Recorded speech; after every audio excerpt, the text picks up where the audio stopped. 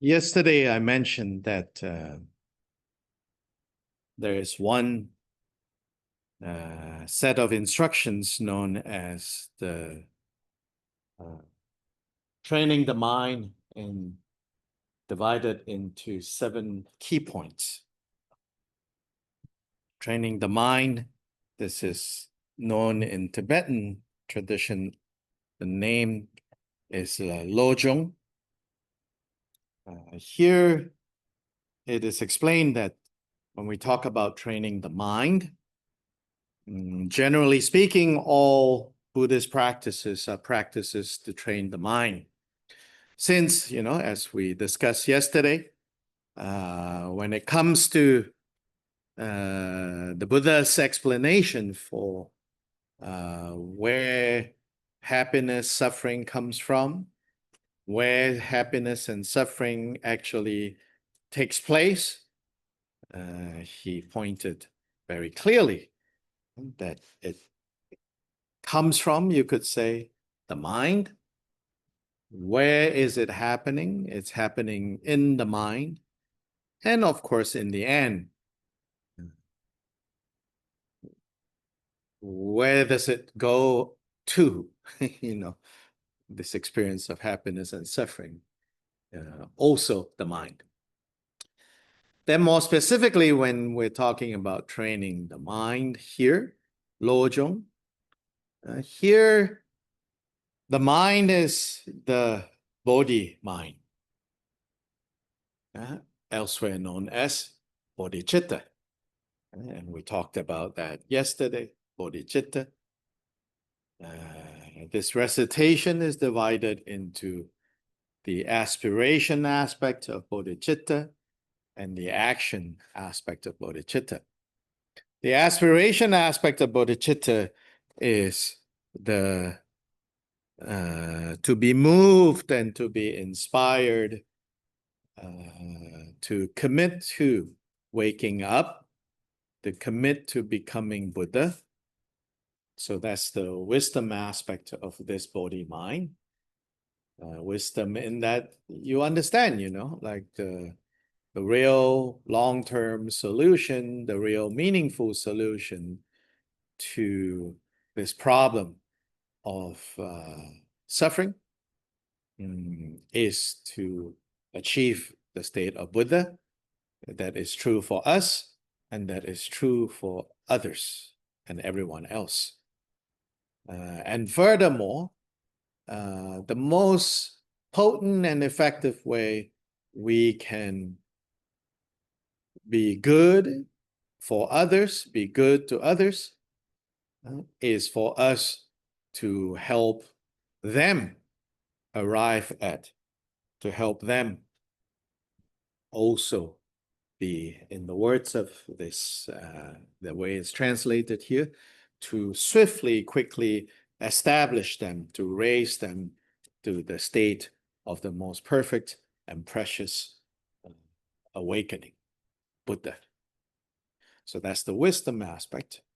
Then the love and compassion aspect is, out of love and compassion, we are committing to doing this.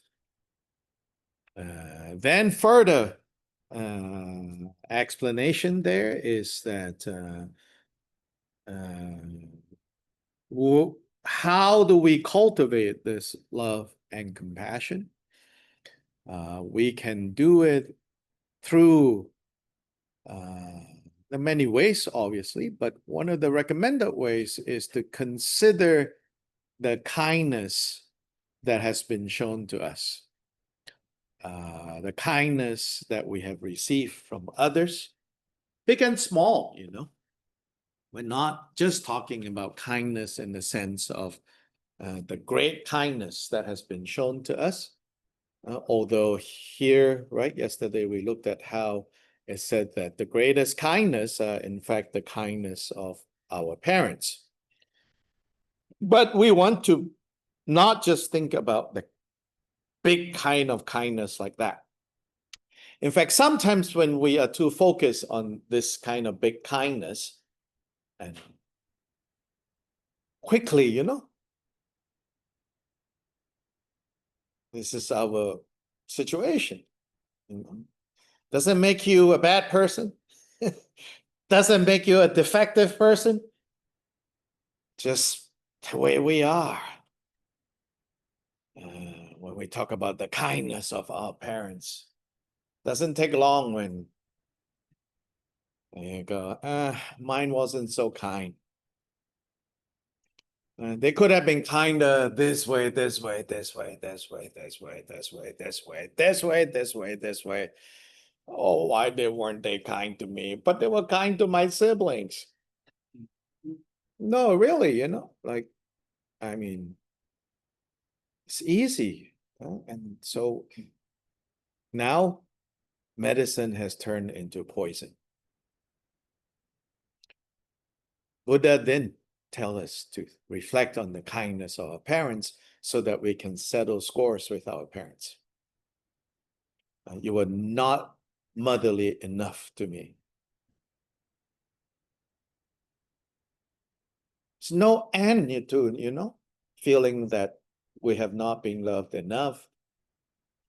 People have not been kind to us enough. And then what, right? And then what? Hold a gun against them and tell them to love you more?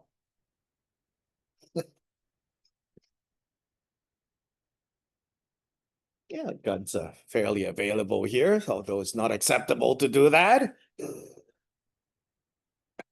But whatever emotional gun, whatever guilt gun we hold,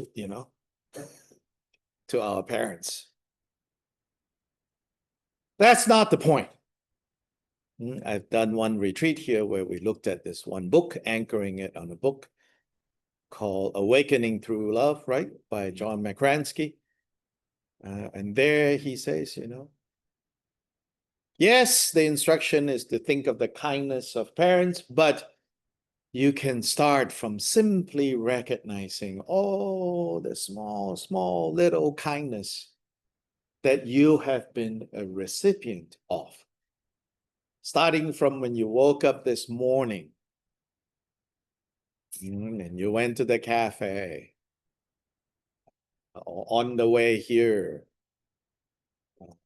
if you know how to take medicine as medicine and not turn medicine into poison, you have all these opportunities to recognize kindness down to, the zinnias smiling at you this morning that your neighbors planted.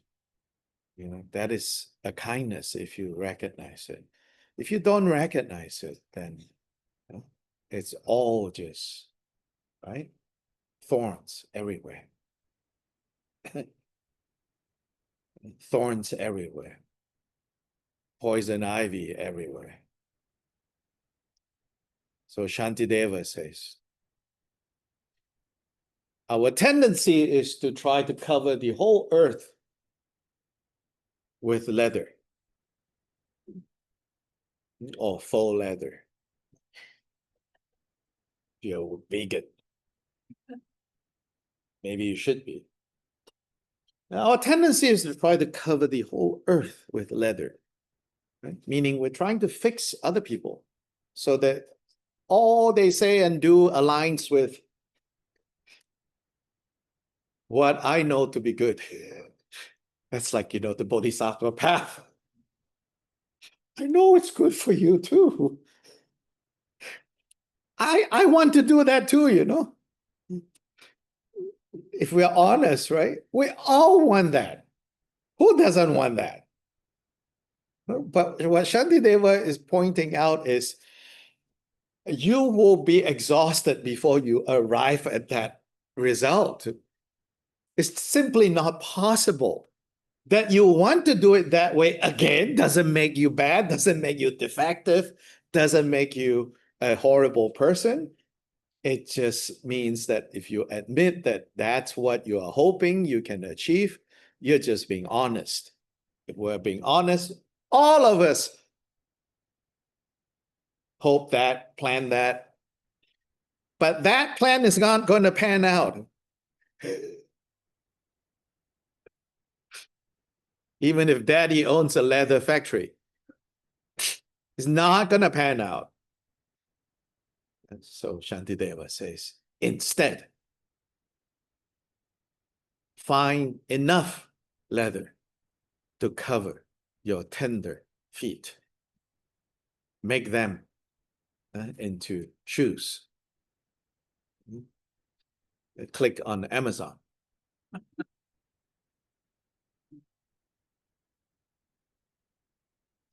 And then walk the earth with those shoes.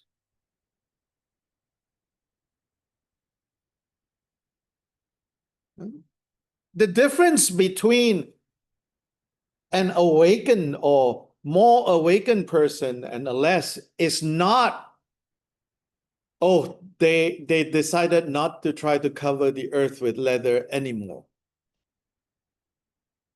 It's not so much that, or that the difference is not that, some have that idea and some don't have that idea. It's more like they all have that idea. Some at some point finally became convinced that's not going to work. That's not going to work.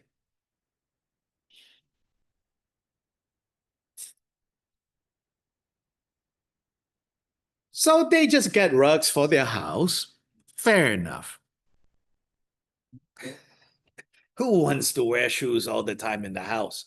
Yes, go ahead, put down some rugs, some leather, in your house, in your apartment. But you know enough, I'm not going to go try cover the whole earth with leather. Yeah. So protect my own mind, protect my own heart. And the task of protecting our own minds and the task of protecting our own hearts,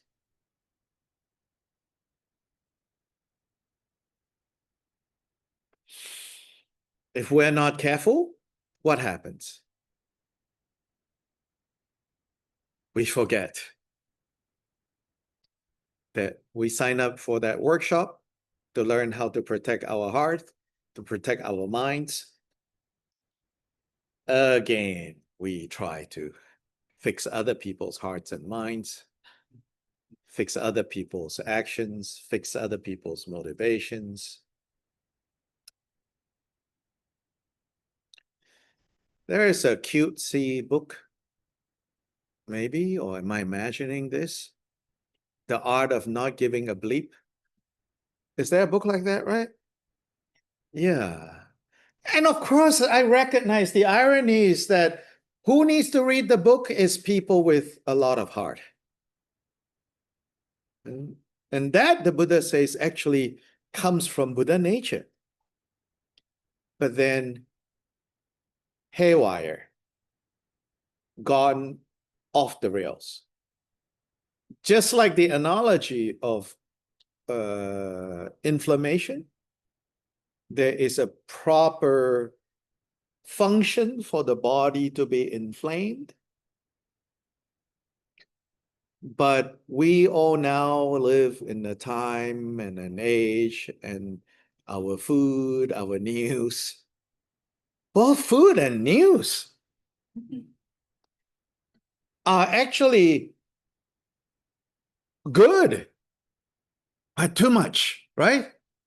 First time in human history, people proudly advertise no calorie food. And you pay double for them not to put sugar. Like, wait, one ingredient less, I have to pay double? Correct.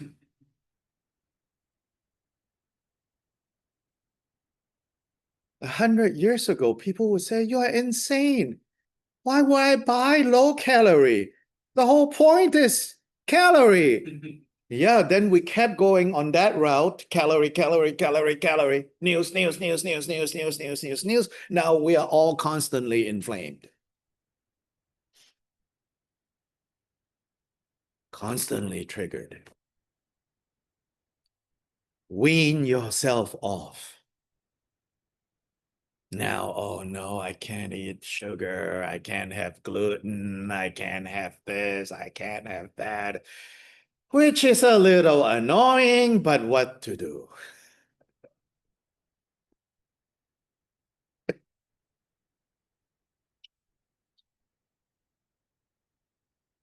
I draw the line when it comes to running, you know. It's like there are no lions chasing, I'm not running.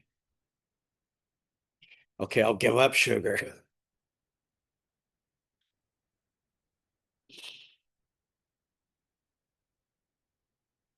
You can kind of get a glimpse of my psychology, right? Then even in the running, I say you just need to outrun the other person, not the tiger.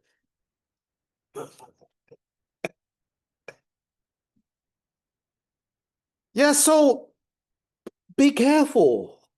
As in, you know, don't forget. So in a way, be a little bit, we're all very smart, we're all very calculative. Yeah. But then somehow in the accounting of the heart, we are a complete mess. You know, we are so good at bookkeeping, all the rights and the wrongs that we have, received through life. And so our books over there is like impeccable. But for the accounting of the heart, it's a complete mess. So hence the need to train the mind. So the general training of the mind is just the mind as it is, that mess. But it says underneath that mess, even the way that the mess manifests is ironically based on that basic goodness. Now we are slightly problematizing basic goodness. Yeah, need to look at that because this is kind of the Buddhist explanation for where evil comes from. All religions have to account for where evil comes from. Yeah. So evil then, of course, different religion kind of, use different words and ideas about what is evil. So evil in the Buddhist context is suffering, right? Where does suffering come from?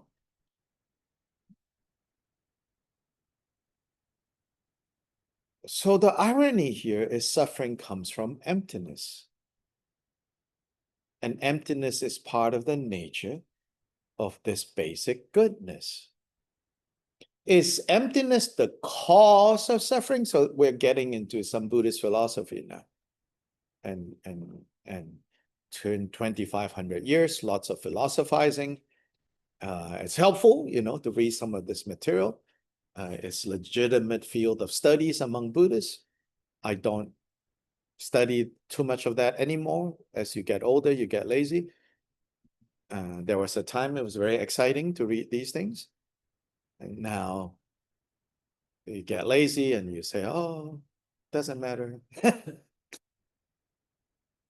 But there are these articulations, there are these attempts to answer in a more sophisticated way. It was needed because Hindus were constantly, what about that? What about that? What about that? Mind you, Buddhists were doing to the Hindus too in India. What about this? What about that? What about that? What about that? In fact, in the Buddhist tradition, we say that when Buddhism flourished in India, Hinduism flourished. When Hinduism flourished in India, Buddhism flourished. But when one of the traditions declined, then the other also declined. Why? The other declined because they got too comfortable. They have captured the faith market. What else is there to do but to sit around and just, eat Cheetos? Anyway, side point. So then they say, actually, ignorance and suffering is intimately related to the fact that this basic goodness, which is also nature of our minds, there's mind and there's nature of mind. There is heart and activities of the heart. Heart or mind is a much more basic quality. And that basic quality has three characteristics if we want to use words. But don't let these words limit or fool you and think, oh, I got the words, now I know what they mean. Now I know what it is. But just in the realm of words, it says that this nature is empty. This nature is all pervasive. This nature is brilliant, clear light, luminous. Luminous being a poetic expression of, has the quality of knowing, have the quality of being aware. So it's not a mere emptiness. As a metaphor, right, the space in this room is somewhat what we mean by emptiness, somewhat. However, the space in this room is lacking. It also has the quality of pervasive. It is pervasive, but it's lacking one important thing, knowing. At least I don't think it has. Who knows what's spying here? Those guys over there might be suspicious of what you're all doing here. Plug your space. Those Buddhist subversives. We see them gathering.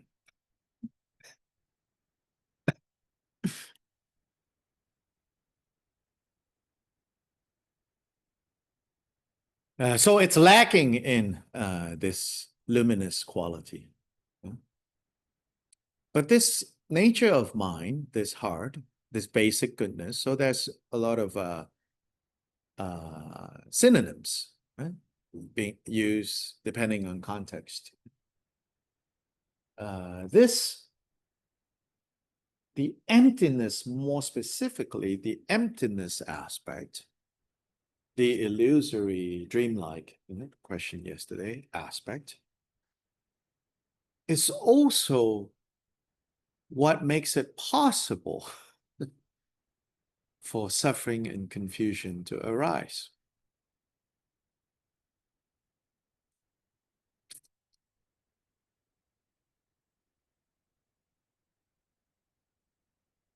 And so this is where evil comes from.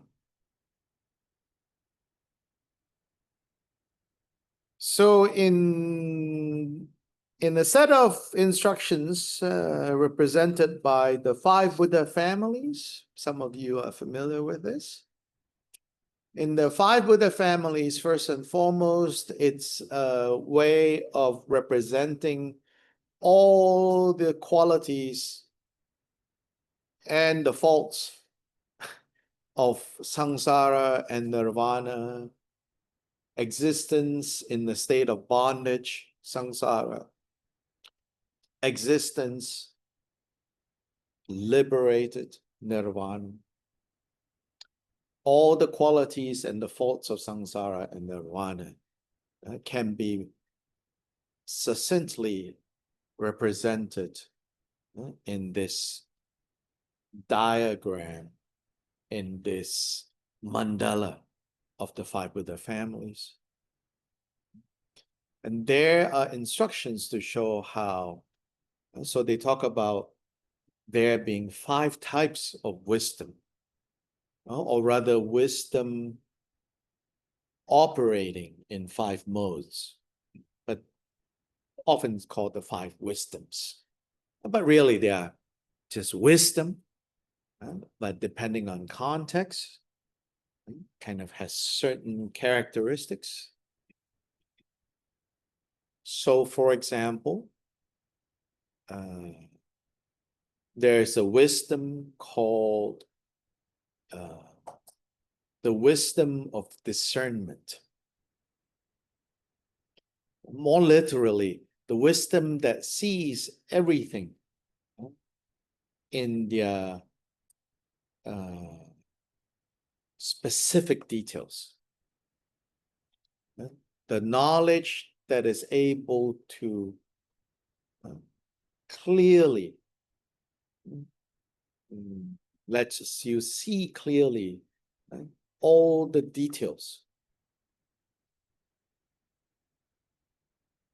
So, wisdom of discernment, to be able to discern, to tell one thing from another, one situation from another, one karma from another.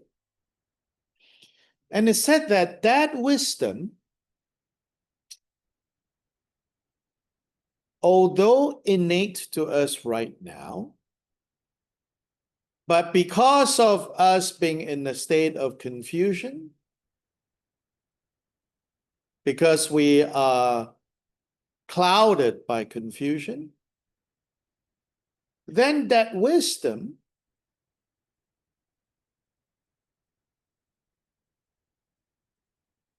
becomes distorted, if you could say it that way. And it's distorted into desire, possessiveness, attachment, entanglement. So these two. So when desire arises strongly, especially, but even subtly, but subtly hard for us to see how it's a fault. So we say when desire, when possessiveness, when attachment, when grasping rises up, it's actually this wisdom of discernment, but perverted.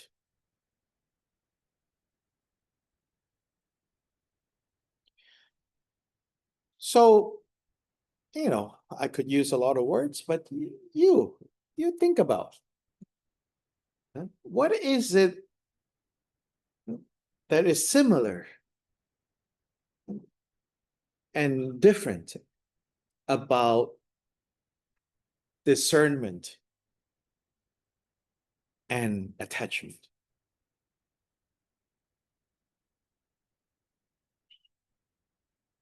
Let's do some thought experiments. There's no fixed answer here, but let's just do a thought experiment. What do you think? Based on what you just heard, and don't worry if you say the wrong thing because I didn't do such a good presentation. Yeah, then, you're only answering based on what I'm saying, right? So my fault. But let's do a thought experiment, right? Yeah. Comes to my mind is like an element of specificity, like With the discernment? with both. Oh, with both. Yeah, keep going. Yes. Uh-huh. Yeah, it's like telling one thing another, so you're focusing on like fine point. Yes. The other was desire, Uh-huh. Desire, attachment. fixation, Fixation on something narrow focus, right? So those are the similarity, right? Okay, now let's go to, and then how do they bifurcate and go in different direction? One is a problem and one is a solution, right? How? Yeah, so when desire and attachment occurs, it's a certain kind of focus or obsession, right? So that's how similar they are. Now, how are they different? Discernment. Kind of neutral. This exists Uh-huh. and there's a kind of motivation. Scratching the itch. Quality of the attachment part. Or aversion for that part too. In this very specific, limited, very specifically to discernment and desire, just as described how similar they are, how are they also different? One's got motivation, one doesn't have. It could be something more basic. Yeah. The first thing that comes to mind for me is the world discernment and attachment might necessitate, or I guess discernment might necessitate. Involves, yeah, Yeah, right? yeah, it involves like your past experiences flavoring how you're discerning something. I feel like where attachment starts to come in is you start actually involving yourself after that. It's not just like maybe your past experience and how you discern those. Uh-huh. There's a little bit further, maybe than just some process.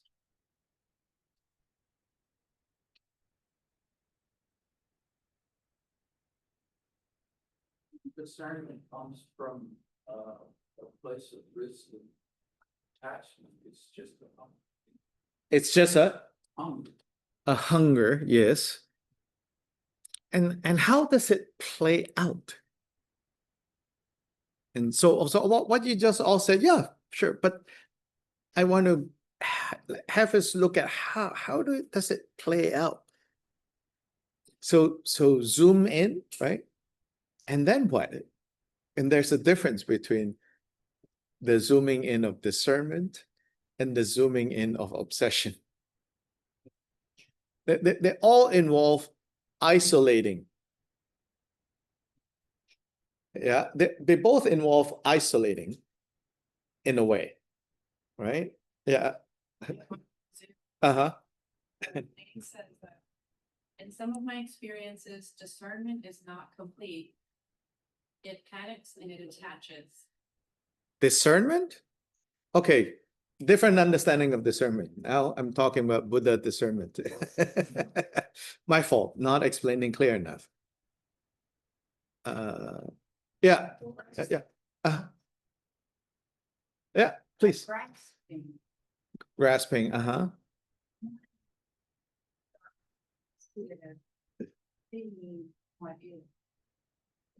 Okay, so there's the element of what? When you isolate and when you grasp,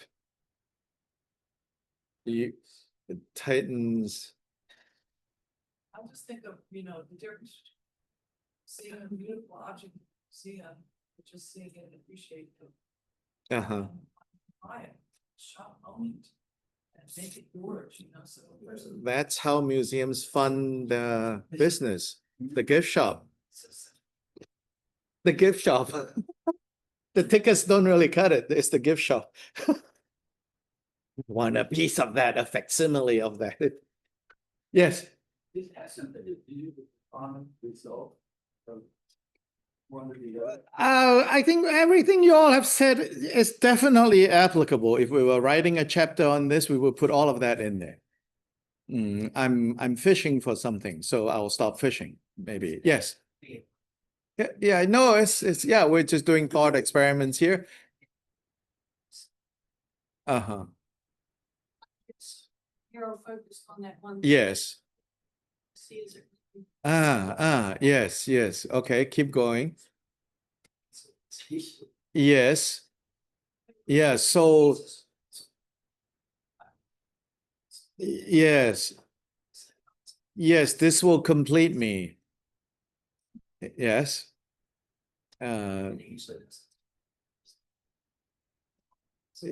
Yes. And then, of course, that doesn't lead to the conclusion. Nothing is going to complete me that way. Is I have just not found that thing. So you keep clicking. Yes. To do with it. Yeah, of course, but okay, so where I'm going with this is they both requires isolating something. Isolating among a field, right? You have isolated something. So both discernment and desire involves that. Where they start to diverge is when it's discernment, it's actually isolating it and understanding as well how what you have isolated is what you have isolated, and that it has its cohorts all around. So it's a discernment that never forgets another wisdom. So the five wisdoms work together. There's another wisdom called the wisdom of sameness, the all equalizing wisdom. But when it comes to desire, precisely, it lacks the sameness. Right? And what I want us to notice is that it isolates and then it exaggerates. And then all the other disgusting things that this person does, you just kind of tune out, you know?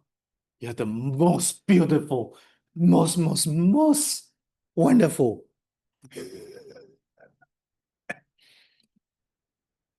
You know, that they fart, that they burp. Tune out, tune out, tune out. Yeah, or even like even your passing gas is the best perfume. Yeah, right. Try after a fight, even the way you breathe is wrong.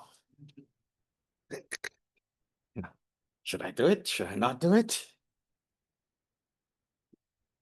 It's a way of isolating but distorting.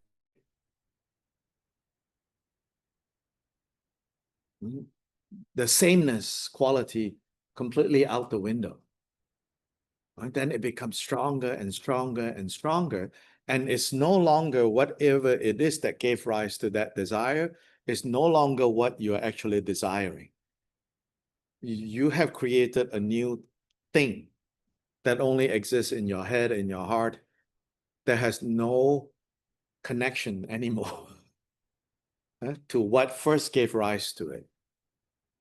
And these are most of the fictions that we live with and die with. Like falling in love versus being in love.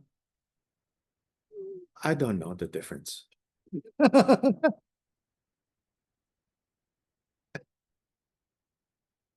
Yeah, sorry. And never satisfied because it's not there. It's not possible to satisfy, right? Yeah. It never, because what you have exaggerated, what you have objectified doesn't exist. Yes. Diane's is Uh-huh. adding, attachment seems not bring in the concept of the self more. To bring in. Seems to bring in the concept of the self more. Yeah, surely, you know, the self occupies a big space. Yeah? And the way this self occupies a big space is not obvious to self. The self thinks that it's the object of desire that has occupied all this space. Right? I can't live without you. And I mean, you could be just this dress that you saw, you know. I can't live without you. Then we mistakenly think it's the dress that we're longing. It's not the dress, it's a particular version of you that you imagine when you wear the dress is what we are craving. And discerning, quote unquote. We're not discerning. We're isolating and exaggerating and then diminishing the context that surrounds whatever it is that first gave rise to this desire. Yes. Thank you, Carl. Where they diverge is that when it comes to desire, it's when the sameness quality has been left behind. And the discerning now turns into exaggeration and overinflation at the price of diminishing that object's context. It's just one way of looking at how, and so going back to the more basic point, right? Why are we doing this, right? This thought exercise here in the particular way that I wanted you to look at. It's not, I mean, you could get excited by this and say, I'm going to go study the Five Buddha family chart now and figure out what corresponds with what and what corresponds with what, which is good, you know, and at least, yeah, makes you interesting in Buddhist socials. And, but I'm only doing this to try to instigate some understanding and hopefully the beginnings of having you develop some understanding and therefore some relief when your Baptist inner self comes in to hijack your Buddhist project. I'm a bad person. I'm not good enough.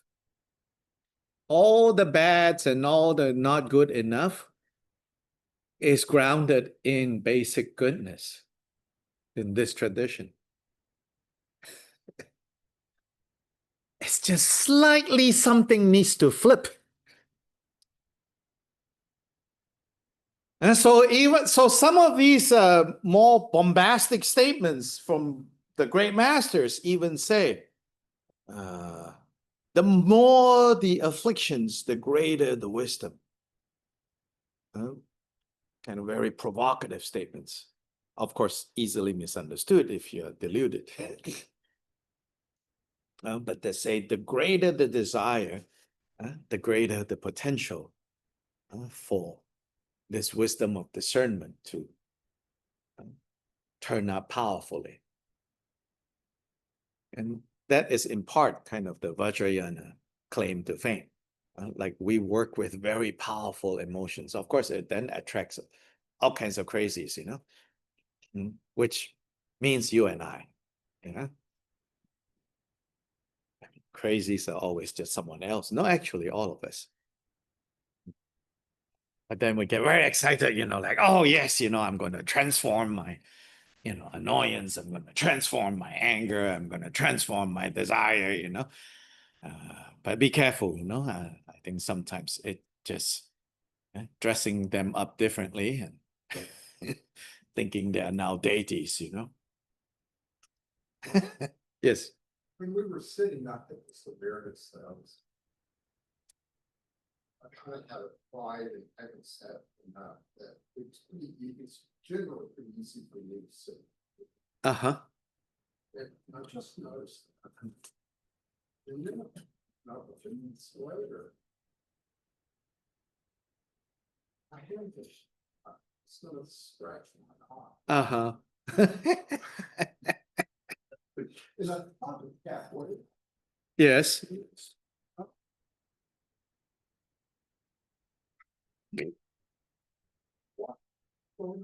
Yes. And I noticed then that there was a little sensation Uh-huh. that I'm like, that this, you know, I wasn't even aware of. it.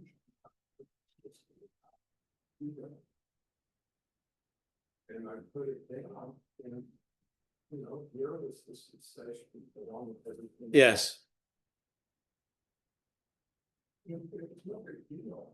yes. But I just, it was a moment of how my attention.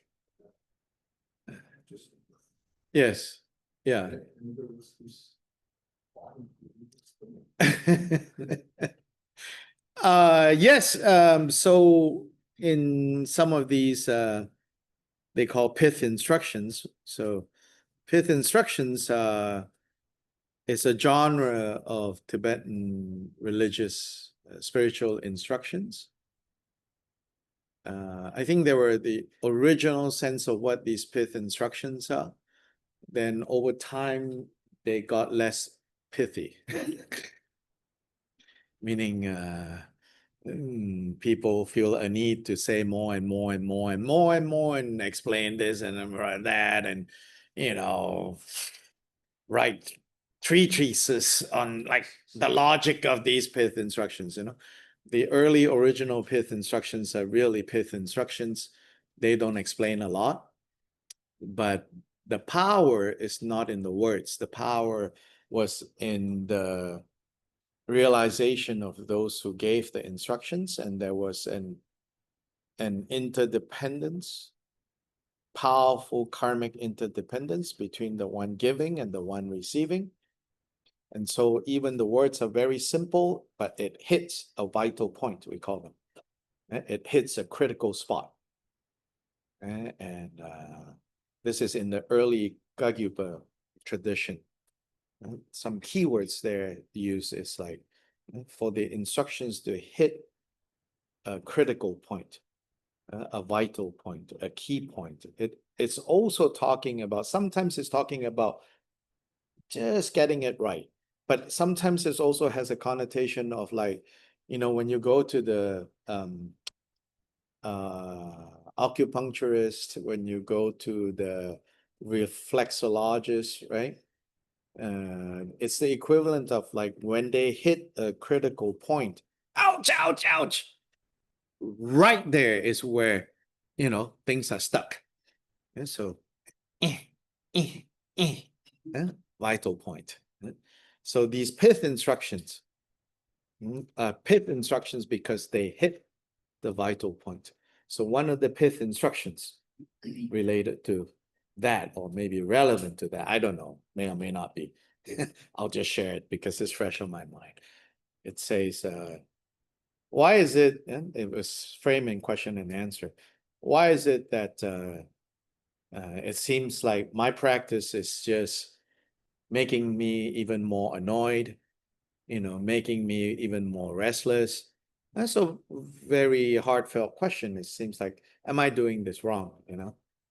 And this particular pith instruction said, it is like when firewood is being burnt, that initially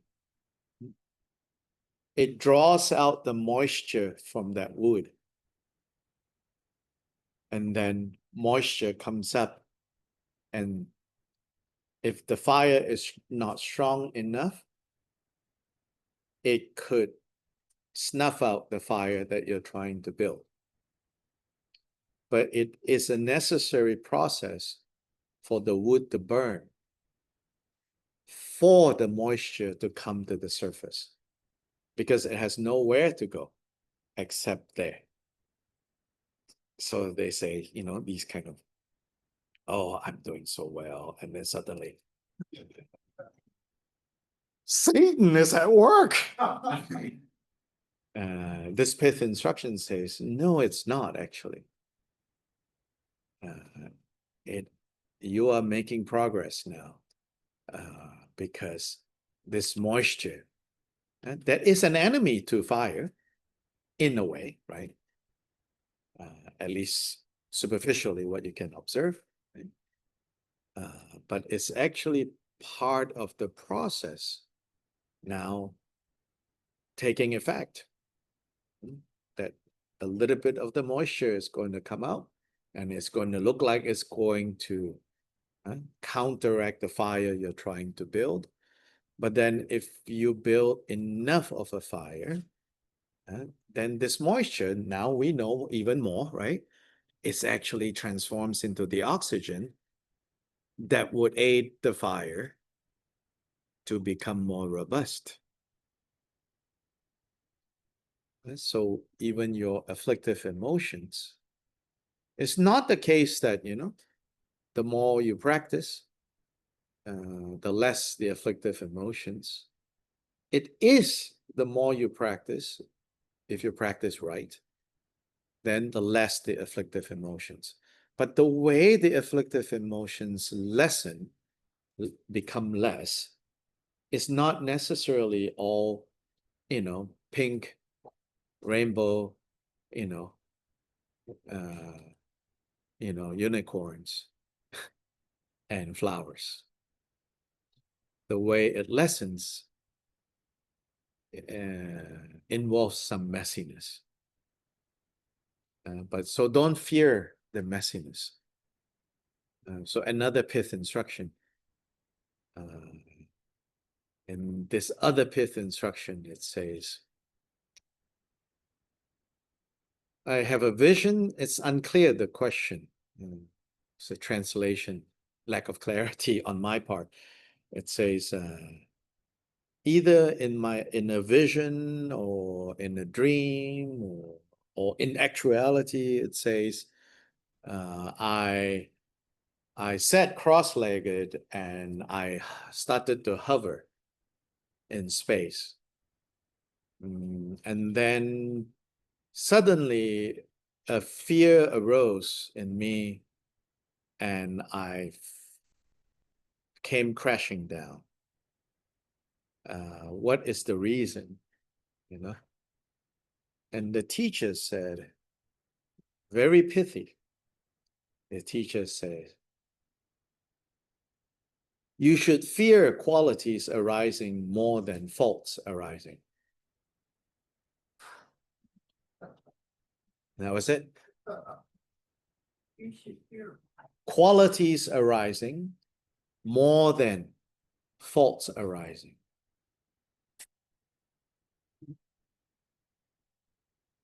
Very interesting answer.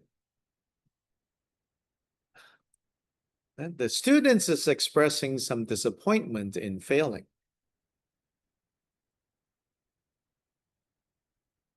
And instead of trying to explain how not to fail, the teacher is pointing out how faults, failure,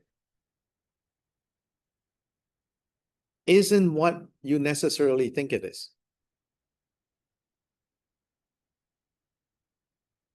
And that in fact, it's when qualities arise that may be more seductive and distracting. So his ability to sit cross-legged and start levitating is a quality. And his hesitation and fear and falling is a fault, right? So he had one understanding of how he succeeded and how he failed. And then his teacher just turned everything around and said, you should fear qualities arising more than faults arising.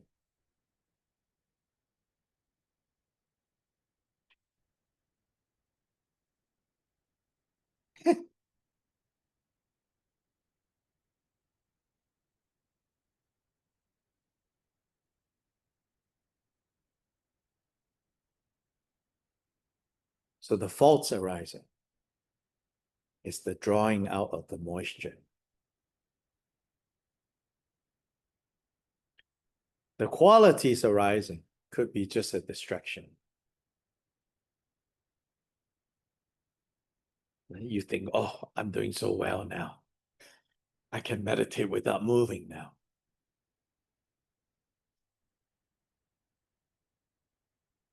And then people all sitting around, it's like, God, that guy should stop fidgeting. But in your own experience, oh, I am so good now.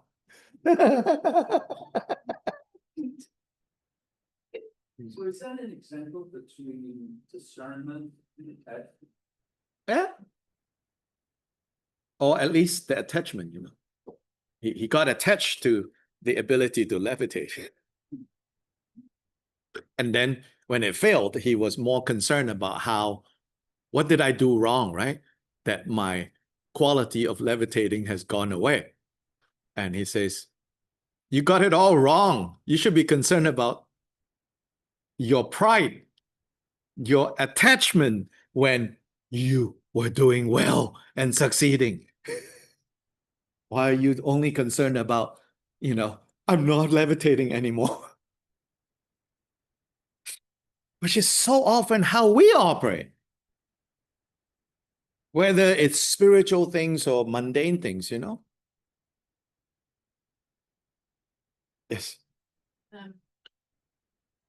Going to back on, if we're still on this theme of attachment. But Don't get attached. Move on. Sorry. Yes. Yes. so Yeah. from the earlier time of this conversation on attachment, Diane says, so does attachment always bring in distortion or desire? By definition, yes.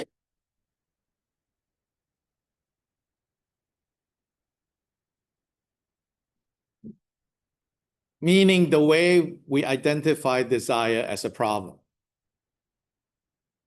But if you don't identify desire as a problem, well, English words have so many ways of use, right?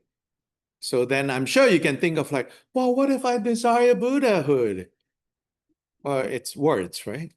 Well, if you desire Buddhahood without distortion, well, obviously there's no distortion. So yeah, don't get trapped in words. We are a Protestant culture, whether we like it or not. So we trust words way more than most cultures trust words. We think words can make us enlightened. Yeah. What's coming to me is the idea that when I see my messiness, it's released. Uh-huh. That's the experience, understanding Yeah. that wisdom comes from messiness. Because you didn't see it, you can still be carrying it. Yeah. Comes up. And but it's just sweet. Yeah. But the thing is, like, it's uncomfortable. It is. And we have a certain image of how we want to look, right? Then we get embarrassed. Yeah. Yeah. Then, of course, it's also very, very understandable, very human. We don't want to look stupid. Yeah. But if we are honest to the process, we should not give a hoot how we look. Which is the whole point about how yogis don't care about their appearances, And then I see people, instead of actually taking the spirit of that means, they start not caring about their appearance. And you're like, you're at the Dharma center, please shower before you come. It's just teenagers, I mean, 40-year-old teenagers.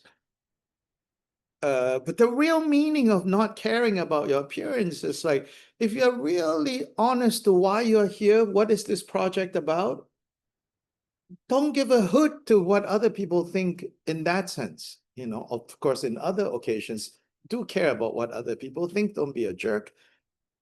But there needs to be some level of just saying, I don't care how foolish I look because I'm not here to impress anyone. I'm here to really change.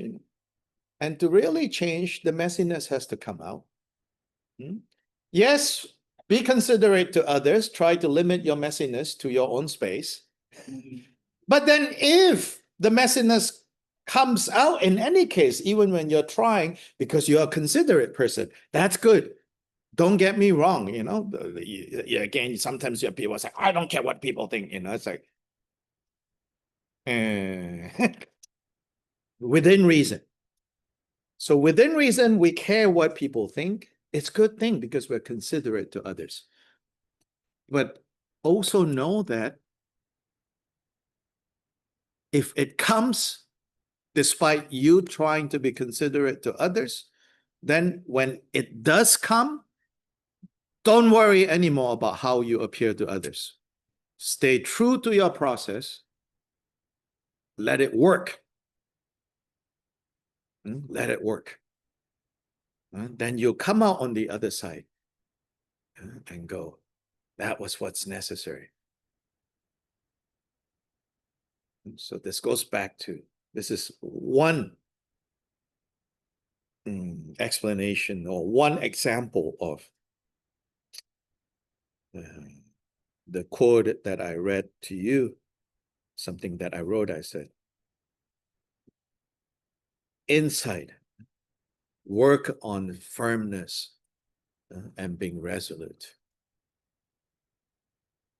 Then outside, move like wind and water.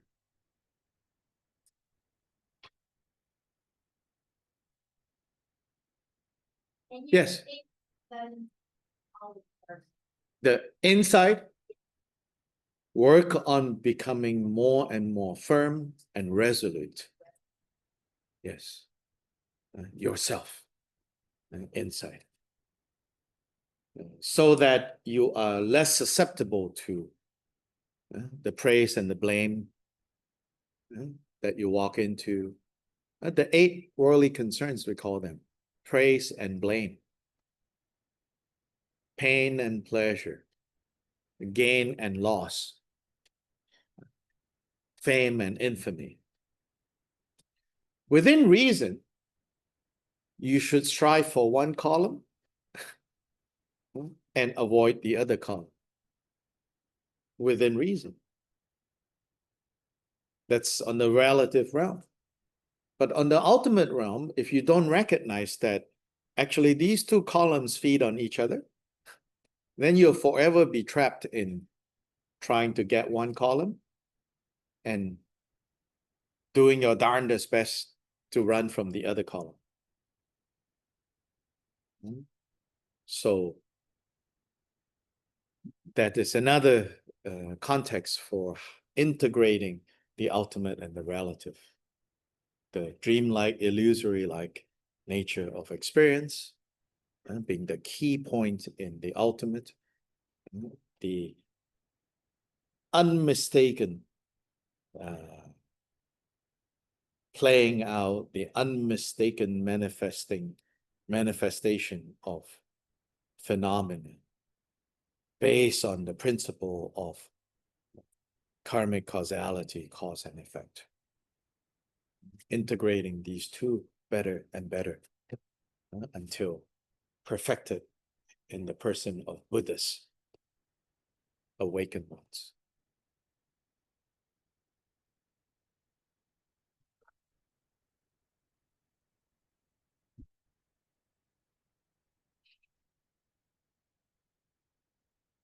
Lojong tradition, then specifically the 7-point Lojong.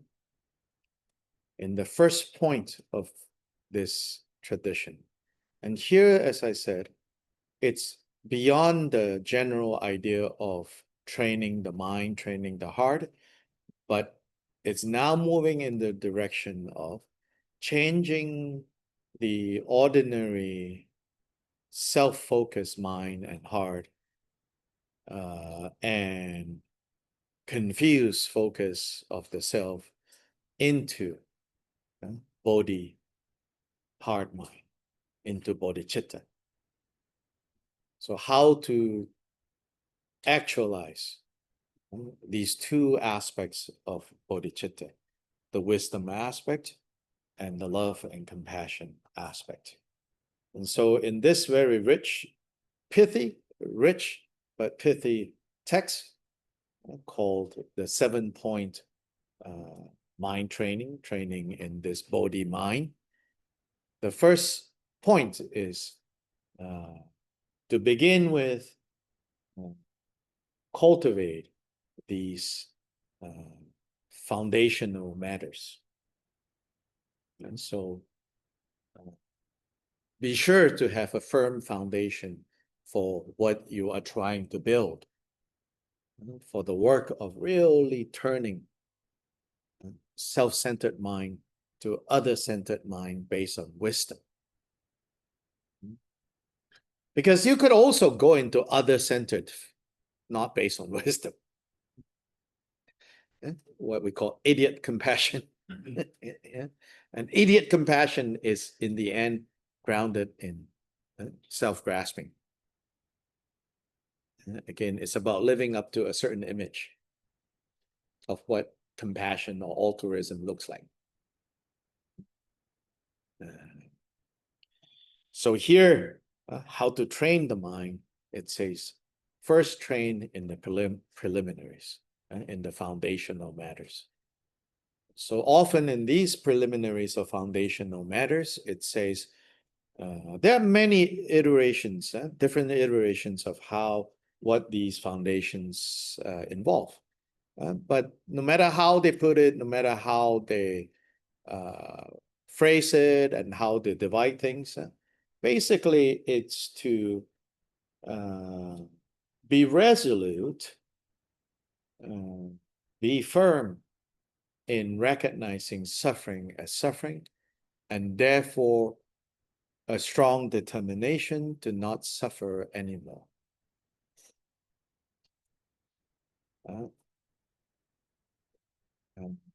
Forming that choice, forming that commitment, and staying true to that choice and that commitment of choosing happiness and not choosing suffering. In order to not choose suffering, we have to see suffering as suffering, to recognize it for what it is. We talked about that yesterday, right? At least some ideas, some examples of what it means to see suffering as suffering. Then when we truly see suffering as suffering, then we can, it's not that complicated really. When we truly see suffering as suffering, it naturally, it becomes quite clear where suffering comes from. And once we see where suffering comes from, since we truly, genuinely don't want suffering, then we relinquish cause of suffering. These are the first two noble truths. The noble truth of suffering, and the noble truth of the causation. What is the cause of suffering? There the Buddha says the cause of suffering is grasping. More literally, he used this image of thirst. We have this insatiable thirst. Why do we have this insatiable thirst? Because all the quenching of thirsts that we are doing is, in fact, not the quenching of thirsts. And so the analogy of drinking salt water as a desperate response to quenching thirst. And that will never quench thirst. So that's the one way of talking about the preliminaries. Then there's also this very common grouping called the four thoughts, the four considerations, the 4 points that help us to turn our mind away from, to reverse our addiction to suffering.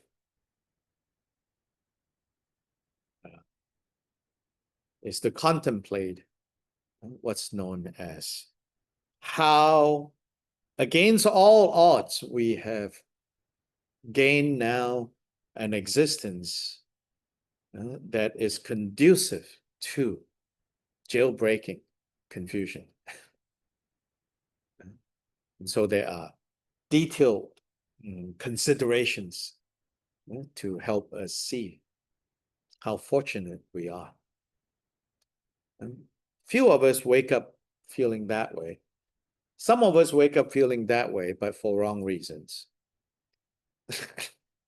Wrong insofar as the work of saying, hasta la vista to suffering. So with regards to saying goodbye, tata, good riddance to suffering, we all are in a very fortunate condition. What are the odds of EBS in Little Rock? And so on and so forth, And when we feel self-pity, when we feel a little down, dejected, so the way that we could use to yank us out of that is to say, and that's because I am complaining about inconsequential things. Sure, can we complain about inconsequential things? Yeah, why not? It's a fashionable to some degree, just do it with some awareness and join the group and complain.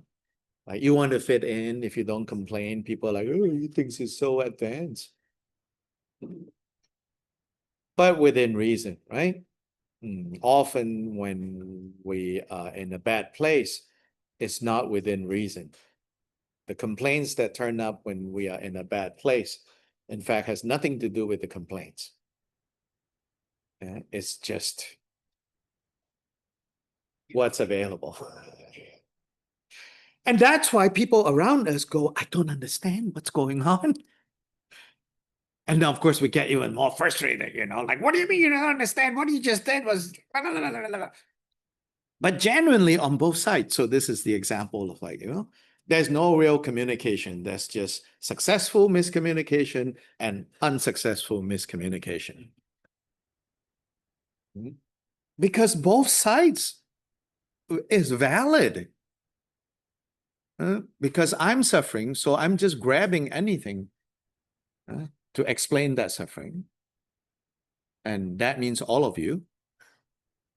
And then all of us are like, I don't get it. What did I say? What did I do?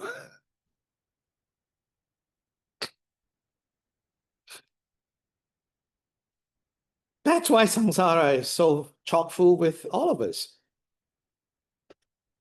No one is even out to get any of us.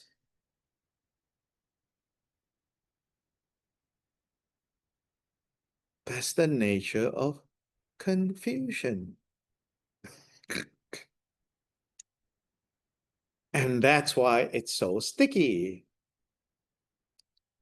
If there was a Satan, it's a lot easier to handle all of this.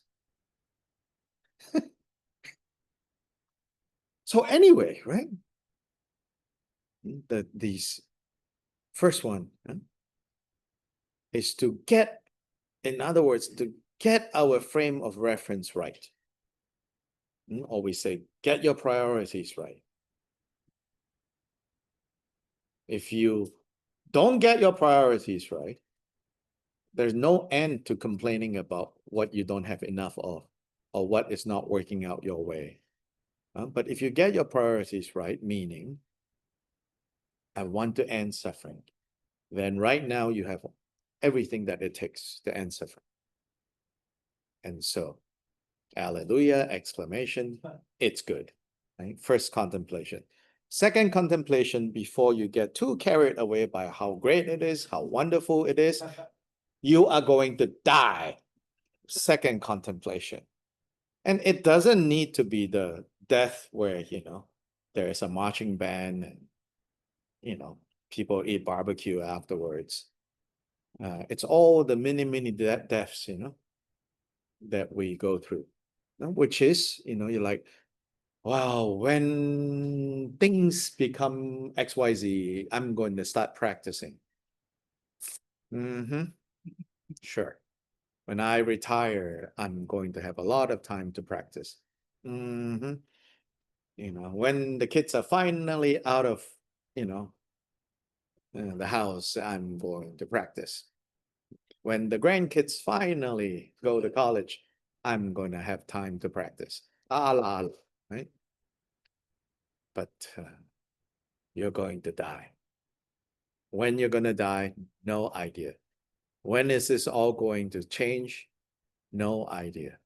When is all these difficult to obtain human existence filled with all the opportunities?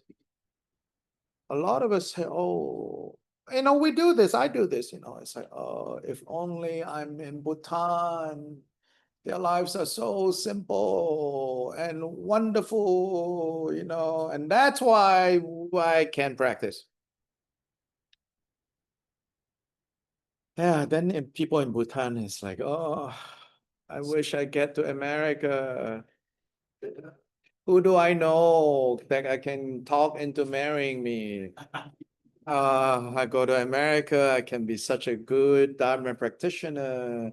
Life is so easy there, and la la la, and there's all these opportunities. And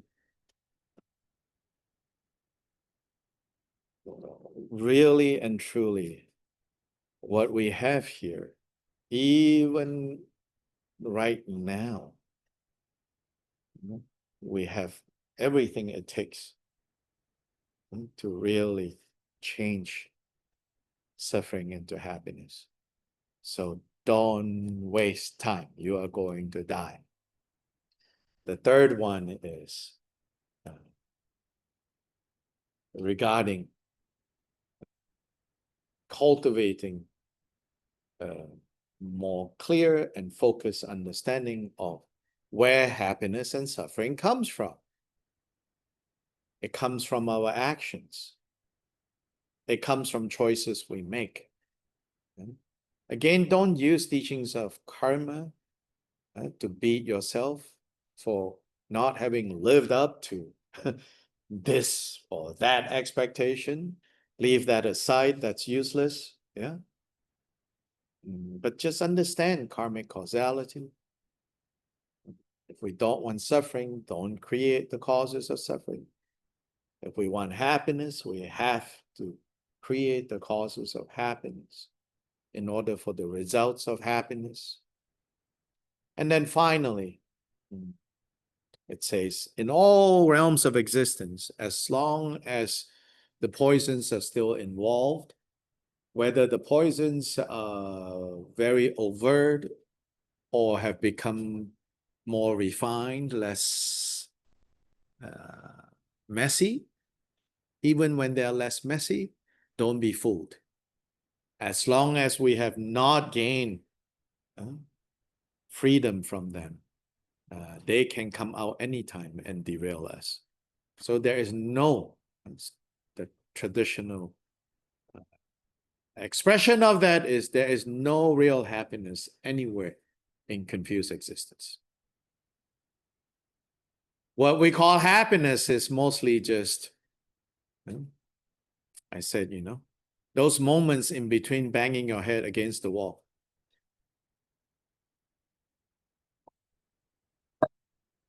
When you're not banging your head against the wall, that's what we call happiness. Relief. Kapong, suffering again. Relief. So, because of that, we want to become free from confused existence in all its versions and colors and levels. And so then, with that, you give rise to this determination to be free. This is what we have to commit to, a determination to be free. And this determination comes and goes. And sometimes we need things, right? Until things go wrong in a certain way to a particular degree, we're not going to think about a determination to be free. Then sometimes when it goes too wrong, then we also become completely paralyzed and we can't even entertain the possibility of becoming free. But right now, you and I in this room, we have just the right amount of both.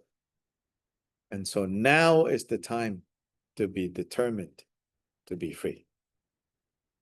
So that's all part of the preliminaries, the contemplations, the considerations, the mind changing that needs to occur. And how you go about to do that can be enhanced by more formal, more like closed circuit training.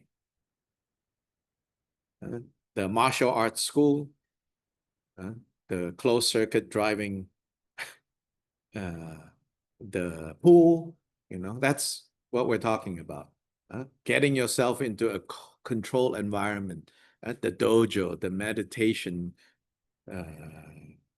center, and there you have contrived, but skillfully contrived conditions put in place for the refinement. And then there, the instructions is, so if you're going to, then at the heart of that, if you're going to train the mind, then if you're going to transform the mind from a self-centered mind to an other-centered mind, then you need to know something about the mind. And to know something about the mind, you need to have the mind be present. And so part of those preliminaries is to, in this particular tradition, they say, you use breath because that is an object that we all have. Breath. And when you don't have that, then there is no meditation to do. But as long as you have that, then it's something very available, and you use that. And it says, and with regards to that, you try to give your mind a reasonable goal, which is to keep your attention in one place, meaning here, not in Barbados or Tuscany, but here for 21 moments of breath. So various more detailed instructions are given with this 21 moments of breath. The particular technique I recommend is to make them into cycles of 3 cycles of 7. 1, 1, 1, 2, 1, 3, 1, 4, 1, 5, 1, 6, 1, 7, 2, 1, 2, 2, 2, 3, and until 3, 7.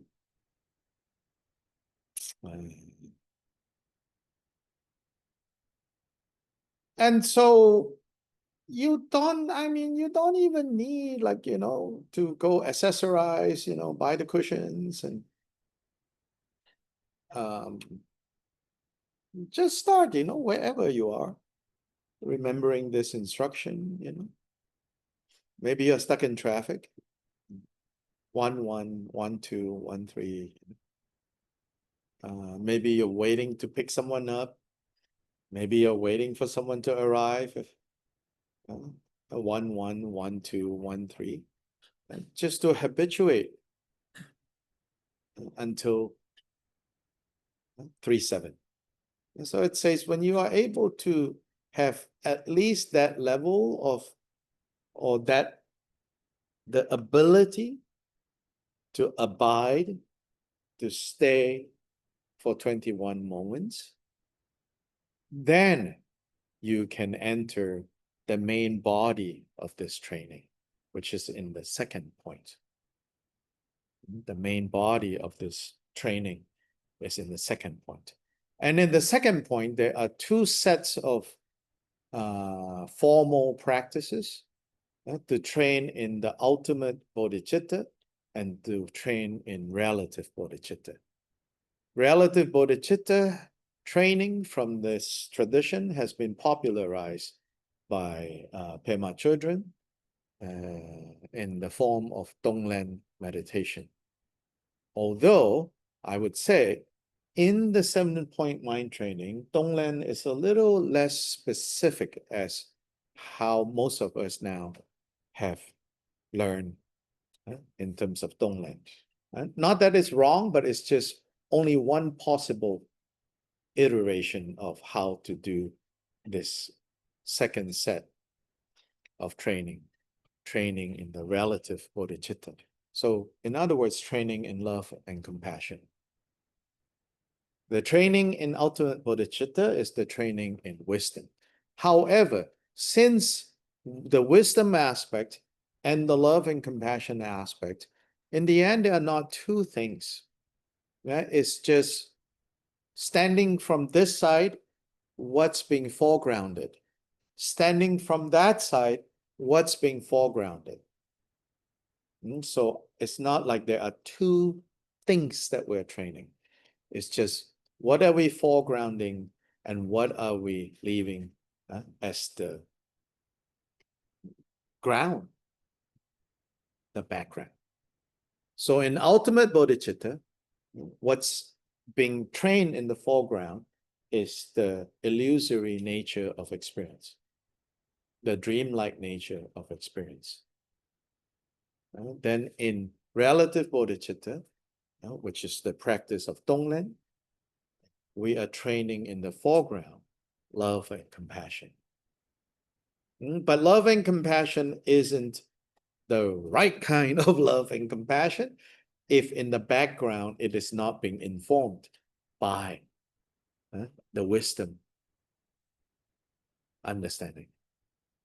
Likewise, this wisdom that we're training in ultimate bodhicitta, if it is not informed, if it is not powered by, if it is not motivated by love and compassion, it's only superficially wisdom. It's not. It's just blah, blah, blah.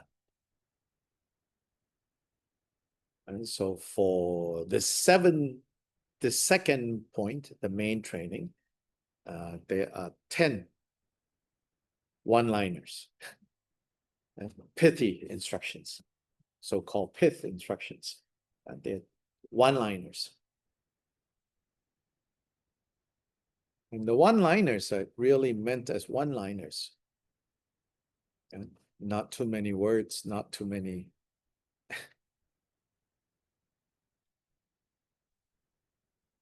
For a long time, this was kept as an oral tradition, not written down. Maybe it should have been kept that way. Because once you write them down, there are always more pages to fill. Then people worship the false god of pages and words, black ink on paper, rotten words. These early ascetic type masters, we call them rotten words.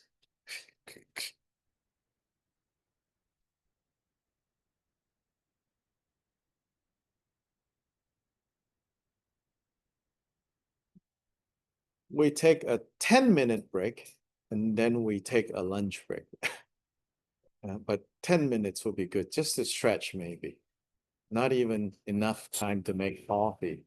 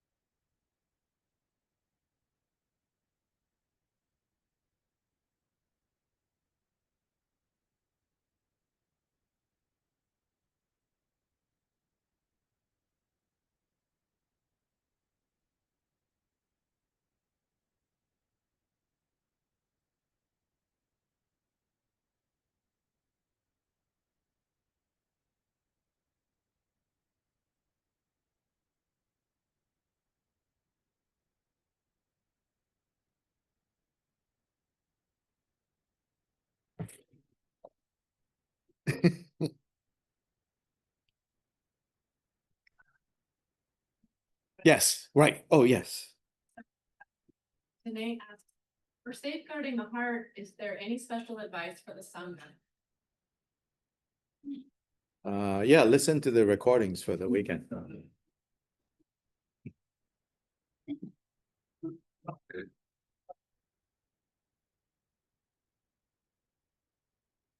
What can the Sangha do to support each other in this endeavor?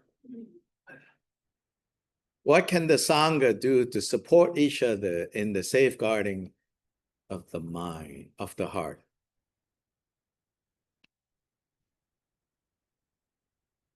Make sure the Dharma Center stays open. How about that? Sure. Clean toilets, wipe down counters, arrange cushions. Don't be the first to run out at the end of things. Get involved. Yes, show up. Sometimes you show up for others. If you're only showing up for others, realistically, it also won't work. But likewise, if you're only showing up for yourself, it also will not work. So integrating the relative and the ultimate in this context would be how to get from mostly showing up for yourself to mostly showing up for others to no longer thinking whether you're showing up for yourself or others. You just show up.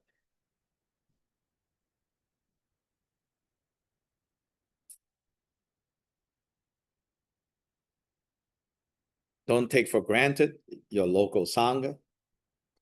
Don't have too many expectations of your local Sangha. Don't burden other people with your needs. Take responsibility. Because again, not because you will be more saintly, not because your teacher will praise you, not because other people will like you more, because the other way you want it to be, covering the earth with leather, will not work. Daddy's leather factory would close before you can get it done. Yeah, so not even out of some altruistic reason. It's just impossible. Yeah. Do we want people to be nice to us? Do we want to feel like we are part of something bigger? Who doesn't want that? I want that. Yeah? I'll be lying if I say I don't want it, right? But the irony is, I think, although we may arrive at a place like this, if that's all that's constantly in our minds, it won't last. Because no one can live up to our expectations. It won't work, you know? It won't work.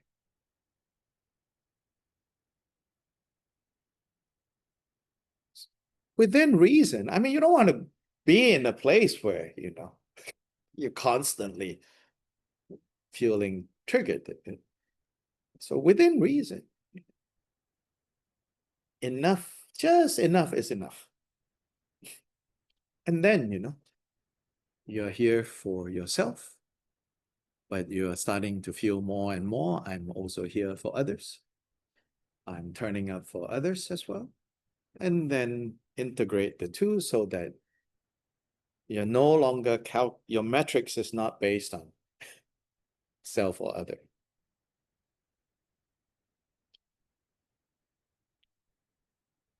And then especially in this context here, Little Rock, you know,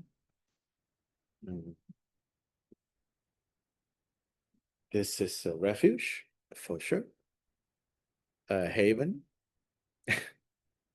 Make the best out of it. Make the best out of it, not by your expectations, your hopes, and your fears. Make the best out of it as in Great, we have this. And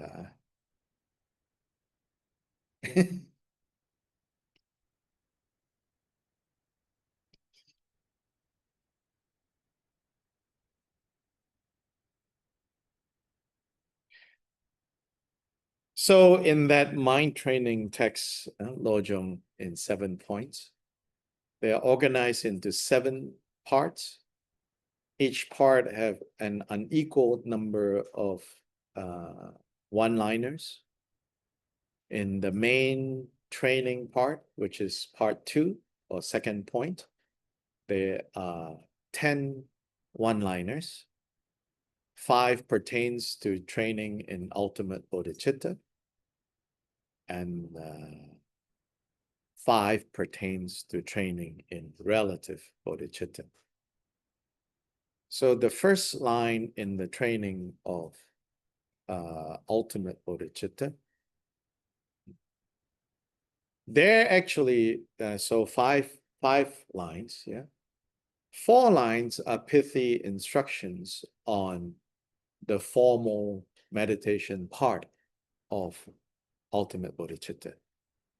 And 1 line is what they called how to carry this formal training into everyday life. So 4 and 1 in the ultimate bodhicitta part. In the relative bodhicitta part is 3 and 2. And 3 lines dedicated to the formal practice of relative bodhicitta, and then 2 lines is dedicated to off cushion time.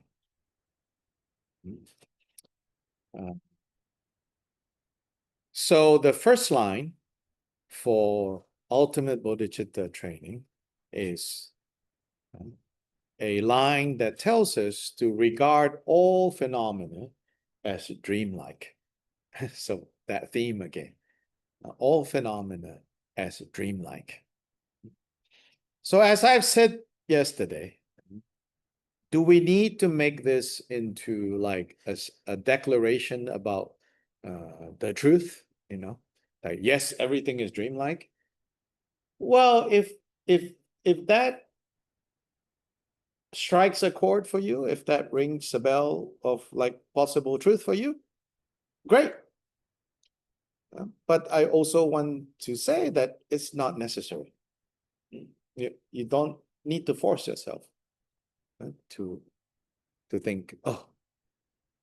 But what you should do if you're going to train with this is to regard, to consider, right? That's what that verb, that's what the verb there is doing, to regard, to consider all phenomena as dreamlike. So already here, right, there are some important qualifiers. Dream-like, it did not say to be a dream. Just dream-like. It's suggesting a certain attitude that needs to be cultivated towards what is real enough. It didn't say, you know, this is a dream. Crucial difference. Meaning it's not requiring you to pretend this is a dream. But it's saying this real enough world that we are in, learn how to regard it to be dream-like. And what is it about dreams that it's dream-like? So there are certain qualities about dreams, not all qualities about dream. So it's not ontological. Oh God, big word. It's not talking about ultimately what are the building blocks of, reality. Leave that alone. It's talking about experiencing. Train to experience all phenomena. And then phenomena, right? Big word. Is it Greek? Etymology of I think so. I think it's Greek. English is a hodgepodge of things they stole from different places. I think it's Greek. Phenomena. I mean, phenomena. What the heck is phenomena? I don't know. It's hard to explain. That's what a Buddhist teacher dreads the most. Someone who doesn't quite understand all these terms used and would ask, what is phenomena?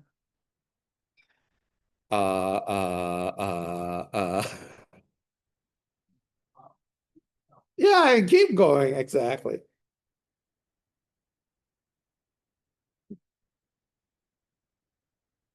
Phenomena is happening. Okay, well, that helps. So what's happenings? Happening is happening, which is whatever heck is happening.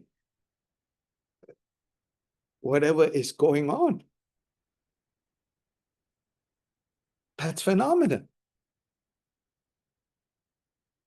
So whatever is going on, relate to it like you would relate to a dream. So it's an analogy, okay? It's not a statement about ontology again. It's not that. It's saying you should regard.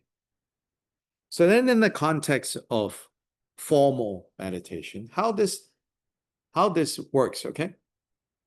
If you were to do it the traditional way, although the Lojong in 7 points have become so known to some degree and popular, so that it has been, I think, very much secularized. But in the traditional commentaries, they say part of the preliminaries is setting up a shrine. No Western teacher, as far as I know, teaching this now would say that, because that's rather inconvenient.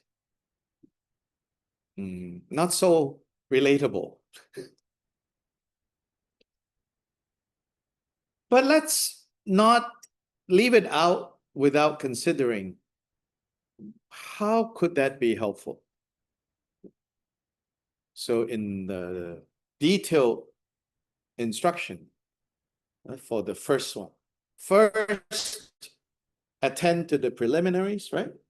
And I talked about you could say the preliminaries with intellectual content, you could say that, right? The 4 thoughts that turn the mind, the determination to be free, right? That's the attitude that you're trying to form as a preliminary, as a foundation. But then there's also practical preliminary, which is 21 breaths. But actually, and even I did that, I didn't want to scare you away by saying, first set up a shrine and then breathe 21 times. But in the commentaries, it says, set up a shrine. They say, go into your shrine room, go into your lakang, literally your deity house, because all Tibetans have a deity house. And really what it's saying is, take yourself to a physical space where your consciousness is elevated. Elevated in what sense? It's like elevated in the sense that you are inspired to think bigger and broader and larger than the here and the now and the me and the I. I think most of us would say, you know, like, I don't believe in God, but I do believe in something bigger. So, so go into this physical space where you come face to face, at least with a representation of whatever bigger you think is bigger. So for Tibetan Buddhists, it's their deity room. Right? They go in the presence of these sacred representations. Yeah, a Buddha statue is not an idol where some magic spirit is hiding in there and come out and, you know, sprinkle its juju. You know, I mean, sometimes we wish, you know, that's what it does. But a really inspiring shrine opens up the heart so that at least temporarily you're not stuck in this limited self that we're habitually stuck in. So therefore, it says, clean your deity house, set up offerings in front of your deities, and then in the presence of your deities, reflect on the four thoughts that turn the mind, develop the determination to be free, and then count your breaths to 21. For some of you, it may be, going to a waterfall. I'm not so dogmatic and I'm saying, you know, hey, you don't have Buddhas there. Whatever elevates you beyond the mundane that we find ourselves repeating all the habits, all the wrong accounting that we do in the mundane nonsense. And this is, yes, this is artificial. Artificial in the sense of it's somewhat contrived, but contrived with a game plan in hand. It's something that the Buddha understanding how things are and also understanding what we need, bringing the two together in order to form this bridge for us to be inspired. So therefore, some other Buddhist traditions would involve chanting, right? Chanting in a particular way, chanting particular verses. Right? It's really a way to mark off time and space. And sometimes we Americans, I think one of our strengths is that we are very practical, but then we can also become practical to a fault. So the sense of sacred gone, you know. It's good to dress a certain way when you enter your deity house. It's good to have a certain habit of like, I'm going to shower each time I go in. Whatever it is, you know, you come up with your way of signaling entering into a different, because we are embodied beings, we work with embodiment, we work with sight, sound, smell, taste, touch. We recruit all of this to help elevate this experience. Is it artificial? Of course it is. It's again the proverbial martial arts training room and the pool, you know, the closed circuit driving, but it's skillful. So it brings up what we call a devotional stance. It said that without devotion, you're not going to go very far. Yes, I understand. Now, how the heck do I get devotion? I think devotion is like how sometimes I hear people talk about love, you know. I want to fall in love. I want to fall in love. You'll never fall in love. I want devotion. I want devotion. You will contrive devotion. But the way to have devotion is to remove obstacles to devotion. So arrogance, cynicism, leave those aside. A fear to surrender, to be vulnerable, is also an obstacle to devotion. And out of that fear, we kind of walk around being cynical. Often the cynicism towards devotion it's related to that.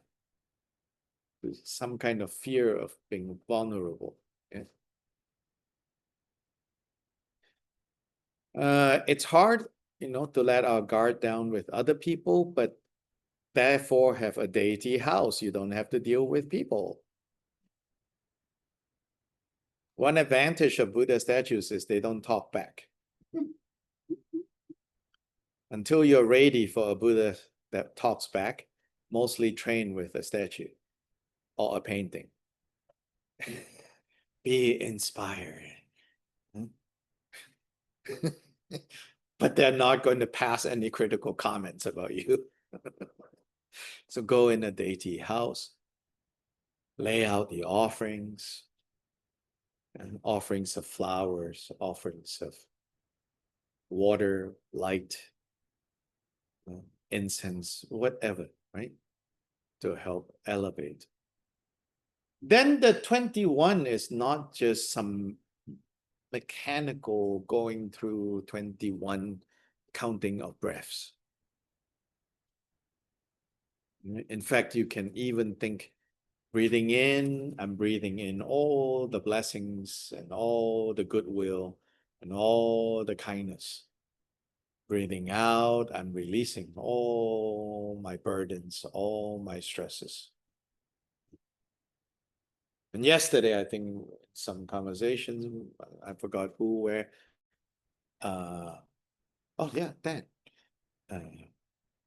And if, like culturally speaking, these exotic Asian deities are a little bit out there, hey, there's Jesus Christ, hey, there's Mother Mary,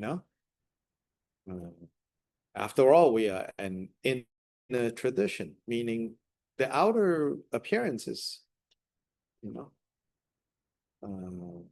for a fundamentalist Christian, no way to try to convince them this image, right, evokes qualities of love and compassion. So don't try to teach them that. Tell them to relate to the image of Jesus and love, compassion. So again, it doesn't, sometimes, I feel that sometimes people choose religious expressions or connect with religious symbols and expressions. In the end, it's not a disagreement in the feelings, it's a choice of what language to express. So one religious studies professor have said, perhaps one way to think about the different religions is that they are different languages. They are all seeking to communicate and to allow us to express, ourselves. So I'm remembering years back when I was still in academia, someone was conducting an interview, someone from the Philippines. They're not so used to like religious studies as a secular topic to study, so they're intrigued by that. They came from a Presbyterian college in the Philippines.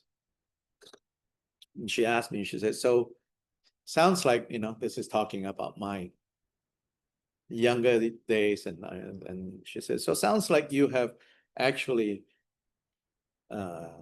being exposed to a range of religions, where you grew up, and sounds like you kind of did a little bit of them, like what made you choose Buddhism, I said, I think in the end it's because it's a language, it's a grammar that feels most natural for me. And so that's why I'm parked here, I think it's helpful to even think of it this way, right? It's a grammar, it's a language that I find most natural and beautiful, and so I'm going to go compose in this language, For you, it could be another language. And like the Dalai Lama says, what we're all seeking to compose cannot be that different. But what we are using to compose, there are clear differences. And we don't need to insist that it's the same. And that will be injustice, to particular language and the beauty of the language. Anyway, so back to this deity house, And maybe for you, it's going to a church, to do this lojong, breathe in, breathe out, Then to regard all experiences as a dream. So the all experiences as a dream. So in a session of formal meditation, so you are now mostly, so you begin, right? 21. So you're breathing, so you're keeping track, right? 1 1, 1 2, 1 3, 1 4, 1 5, 1 6, 1 7. My particular way of dividing the 21. And for me, the 1 is the inhale. Then the 1 again is exhale. Then 1 is inhale again. 2 is exhale. 1 again is inhale. 3 exhale. So then just 1 7. And 2 1 2 2 2 3 2 2 7 3 1 3 2 3 3 2 3 7. And as you are doing still mostly that, because that's your anchoring object, when you start noticing that your mind is thinking of this or that, or feeling this or that, yes, you mentally say, like a dream. At first, it's a little contrived. But don't say it like you are trying to block something out by throwing something on top of it. But rather saying in the sense of like, yeah, that thought, that feeling is like a dream. And don't think further about it. And then just let it do its thing. It may subside, or it gives rise to another thought or another feeling. And again, you can kind of mentally, it's like a dream. But you mainly come back to 2 3, 2 4, 2 5, 2 6. Oh, I forgot to put that in the oven. Like a dream. 1 1, 1 2, 1 3. So at the beginning, again, it feels like you're just slapping a label, like you have a labeling gun, like a dream, like a dream, like a dream, like a dream, like a dream, like a dream, like a dream. Frankly, there's some degree of that going on, but know that what you're trying to do is to really feel, not think, feel what it feels like to relate to that thought, that emotion, that sound, as like a dream.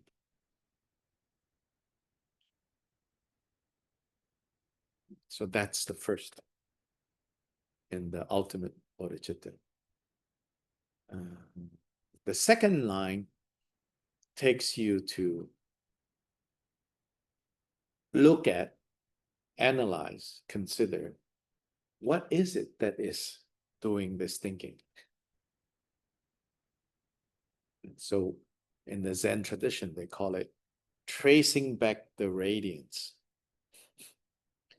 The radiance is the thought that your attention has gone to. So first, can you see that, right? Can you see that what you are thinking, what you're feeling is actually not something that exists somewhere out there. It's actually what is projected, and then when what is projected, the object exists, then there has to be a perceiving subject. And what is this perceiving subject? None other than mind as well. So now subject and object are both products of mind. This is called tracing back the radiance. You look at the ground of thoughts, of feelings. That's the second line that is provided for engaging in cultivating recognition of ultimate bodhicitta. Yes. Is that, in other words, all things point to the one or something like that? Not yet. That one is in line that is under the point of how to gauge whether your Lojong practice is going in the right direction. Then one of the lines there says, when you begin to see and do and understand that no matter what practice that you're doing, it's all aimed towards one goal. Overcoming self-grasping, actualizing bodhicitta. When you find yourself feeling that way, thinking that way, acting that way, you know your mind training is progressing. I'm a big advocate for not flattening all these one-liners into a collection of 56 or however number of lines that there is. Unfortunately, that's how most people deal with these lines. No, there's an internal structure to this system, and remembering what the 7 points are and what lines fall under which point. It's sort of saying like they're all tools, you know? Yeah, of course they're all tools, but this set of tools was designed for this purpose. Can you take this tool to go fix that? If you're really creative, probably. But before you get creative, pay attention to where the lines fall in. It falls under this. And so I'm a little bit complaining about Shambhala producing cards. Draw a card and see what your fortune, your Lojong fortune is today. But it should also say the card, you know, this belongs to gauging how well you're doing. This belongs to the formal meditation. This belongs to the vows and the commitments. Those are the two biggest sections. It's called the vows and the commitments. And the vows are mostly what you should do, and the commitments are mostly what you should not do. There's a logic to these, how they are arranged. Anyway, that's the Lojong retreat. It's been recorded. Please go listen to it. And we take a break now.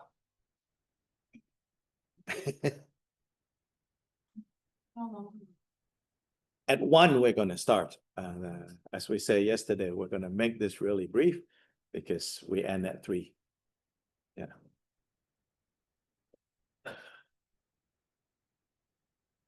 You've seen it.